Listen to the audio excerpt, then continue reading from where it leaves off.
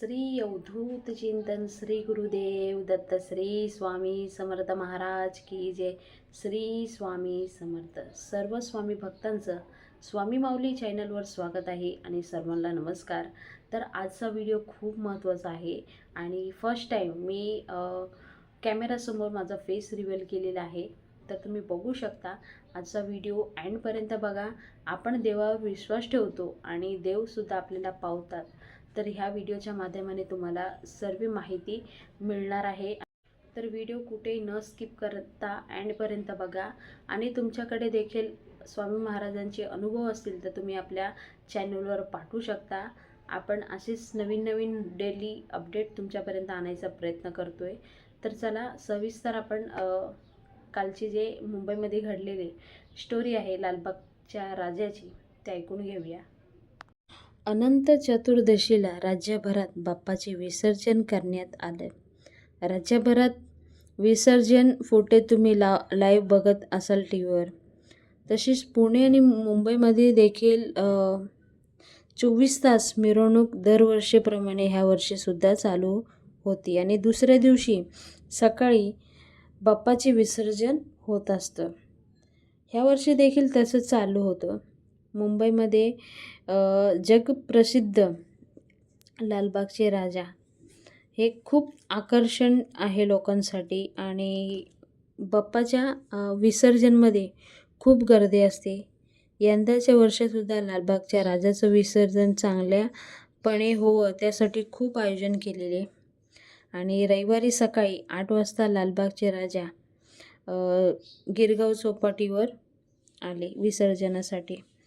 पण त्यानंतर समुद्रामध्ये भरतीमुळे लालबागच्या राजाचं विसर्जनसाठी थोडा वेळ होत होता।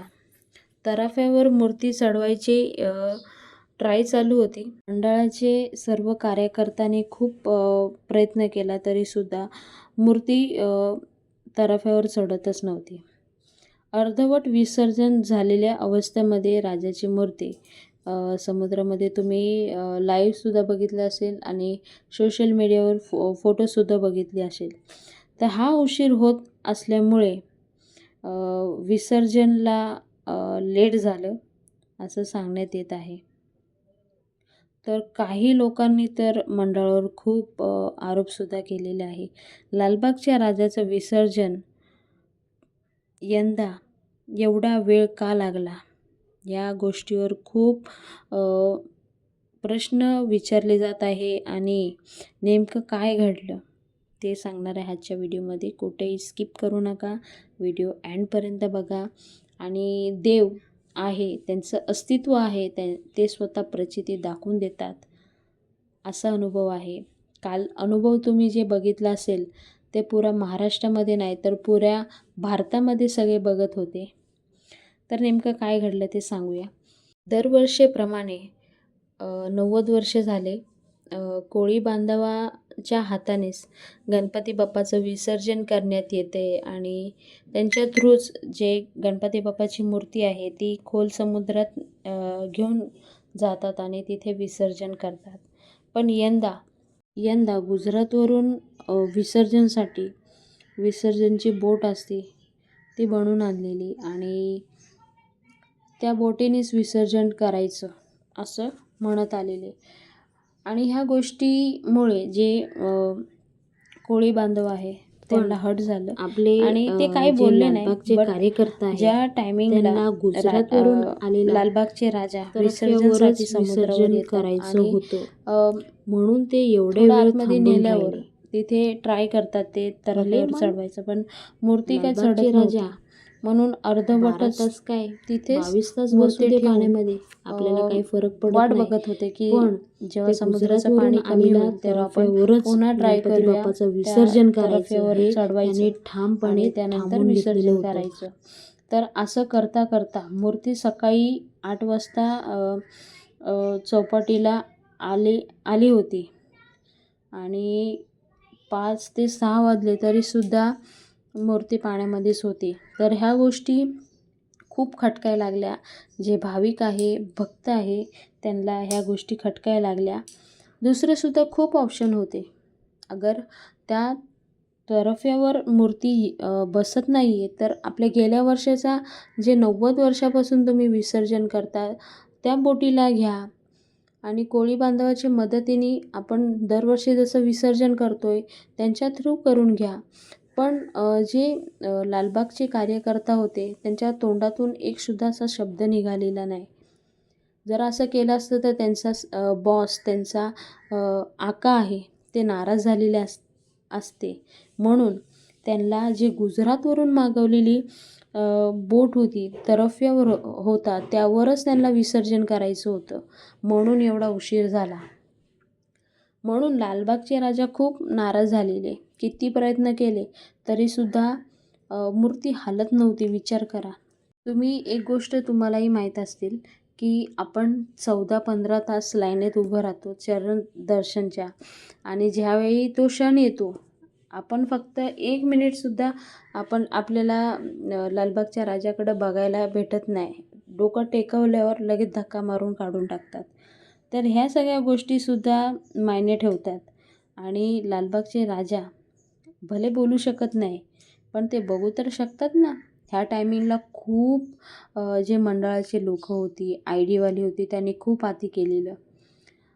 एका पॅरेंट्सला छोटीशी मुलगी घेऊन ते वडील दर्शनासाठी जातात.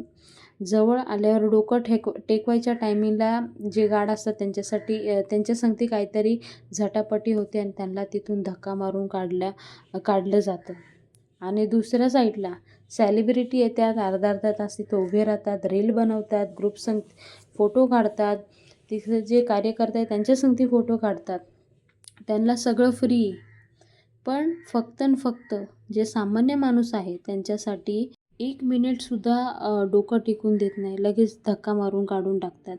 तर ह्या गोष्टी देवसुद्धा बघतात. त्यांनाही ह्या गोष्टी हट होतात. आणि दुसरी गोष्ट, जेव्हा मराठा मोर्चा मुंबईमध्ये आझाद मैदानवर सुरू होता, त्या पिरियडमध्ये जेव्हा मराठा बांधव खूप मोठी संख्येमध्ये मुंबईमध्ये आलेले, तर ह्या गोष्टी समजल्यावर जे अन्नक्षेत्र होतं लालबागच्या राजाने ह्या वर्षी स्टार्ट केलेलं ते बंद करून ठेवलेलं त्यांनी. तर ह्या सगळ्या गोष्टी पण खूप खटकल्या जे सामान्य माणूस आहे त्यांच्यासाठी. आणि एवढं मोठं मंडळ साधं एक पाण्याची बॉटल किंवा एक बिस्किटचा पुडासुद्धा दिला नाही. मराठा मोर्चाचे जे आंदोलन करत होते तिथे जेवढी संख्या होती, एकसुद्धा दानधर्म काही केलं नाही. तर ह्या गोष्टीसुद्धा मायने करतात. आणि आपले कर्म चांगले ठेवा कधी पण. जेवढे आपण दान करू, धर्म करू, तेवढ्या आपल्याकडं देव आपल्यावर प्रसन्न होते. तर ह्यामुळे लालबागचे राजा नाराज झाले. आता कारण काय सांगतात की समुद्रामध्ये भरती होती आणि जो तरफा होता तो पाण्यामध्ये तरंगत होता, त्यामुळं मूर्ती ठेवू शकलो नाही. आणि जे त्यांची बोट नवीन आलेली गुजरातवरून ते सुद्धा पाण्यामध्ये अटकून गेलेली, ती सुद्धा निघत नव्हती. तर हे सगळं कारण सांगतात, पण कारण वेगळंच आहे. त्यानंतर जे कार्यकर्ता आहे त्यांनी सगळ्यांनी माफीसुद्धा मागितली. आणि खूप प्रयत्नानंतर 10-10:30 वाजता राजाचं विसर्जन झालं. तुमच्यासाठी तुम्ही जे काय करतात तुम्ही करा, पण देवाचं कशाला हाल करायला पाहिजे. अगदी टायमावर विसर्जन व्हायला पाहिजे. जसं दरवर्षी होते तसं ह्या वर्षीसुद्धा टायमावर राजा आलेले गिरगाव चौपाटीवर, पण त्यांचं विसर्जन झालं नाही. जे मागून मूर्त्या येत होत्या गणपती बाप्पाच्या, त्या सगळ्यांचं विसर्जन झालं. का त्या सगळ्यांना भरती लागली नाही, त्यांची बोट हलली नाही, त्यांनी बरोबर त्यांचं टायमावर विसर्जन केलं. पण इथे असं का?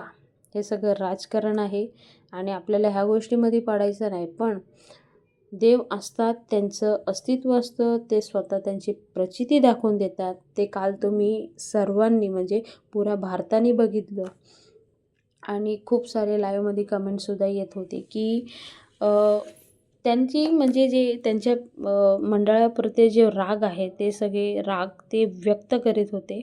आणि ऑब्व्हियसली कुणीही करणार, कारण जर आपण एवढ्या आस्थेने जातोय, श्रद्धेने जातोय, साधं आपल्याला डोकं टेकवाय भेटत नसेल तर कोणीही म्हणणार. म्हणून ह्यावर्षी खूप जणांनी अवॉइड केलं की आपल्याला जायचंच नाही आहे लालबागला. आणि खूप जणं गेले नाही. दरवर्षी मी सुद्धा जाते, पण मी सुद्धा ह्यावर्षी गेले नाही आणि मला सुद्धा खूप हट झालं. सोशल मीडियावर जेवढे व्हिडिओ बघत होतो तेवढं सगळं बघून खूप हट होत होतं. म्हणून ह्यावर्षी मी सुद्धा गेले नाही. आता मी एकच विनंती करेन लालबागच्या राजाचे जे मंडळ आहे आणि तिथून जे कार्यकर्ता आहे, पुढच्या वर्षी जेव्हा बाप्पा येतील व्यवस्थितपणे तुम्ही जसं दरवर्षी तुम्ही करतात तसंच करा आणि व्यवस्थितपणे सगळ्यांना दर्शन भेटायला पाहिजे. VIP ची लाईन वेगळी आणि सामान्य माणसाची लाईन वेगळी तसं करू नका. VIP लासुद्धा लाईनीत उभं राहून दर्शन घेऊ द्या. त्यांना पण कळू द्या कसं लाईनीमध्ये उभं राहायला पाहिजे आणि कसं काय करायला पाहिजे. कारण म्हणून देवासाठी सगळी माणसं सारखीच आहे. देव कधी भेदभाव करत नाही. तर तुम्ही आणि आम्ही भेदभाव करणारे कोण? ह्या गोष्टी लक्षात ठेवा. आहे आणि देव त्यांची प्रचिती, त्यांचं अस्तित्व आपल्याला क्षणाला दाखवून देत आहे. तसंच घडलं आहे काल लालबागच्या राजाचे विसर्जनच्या टायमिंगला. तुम्हाला आजचा व्हिडिओ कसा वाटला जरूर कमेंट बॉक्समध्ये कमेंट करून सांगा. कमेंट बॉक्समध्ये श्री स्वामी समर्थ लिहून पाठवा, गणपती बाप्पा मोरया लिहून पाठवा आणि पुन्हा भेटूया नवीन व्हिडिओ सांगते. तोपर्यंत बाय बाय. थँक्यू. जय हिंद.